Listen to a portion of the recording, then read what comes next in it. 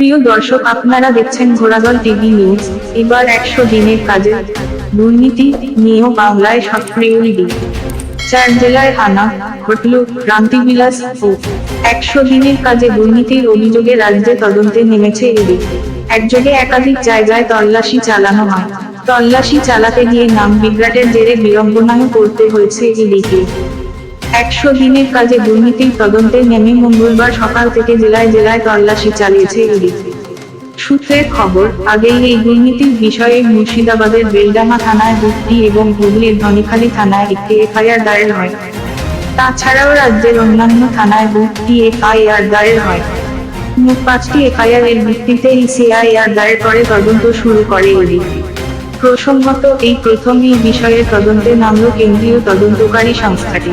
মঙ্গলবার সকালে ঝাড়গ্রাম, মুর্শিদাবাদের বহরমপুর, হুগলির চন্দননগর এবং সল্টলেকের একাধিক জায়গায় হানা দেয় কেন্দ্রীয় এজেন্সি। তাতে অভিযুক্তদের বাড়িতে গিয়ে জিজ্ঞাসাবাদের পাশাপাশি নথিও উদ্ধার করেন তারা। তবে তল্লাশি চালাতে গিয়ে ইডিকে বিড়ম্বনার মধ্যেও পড়তে হয়েছে।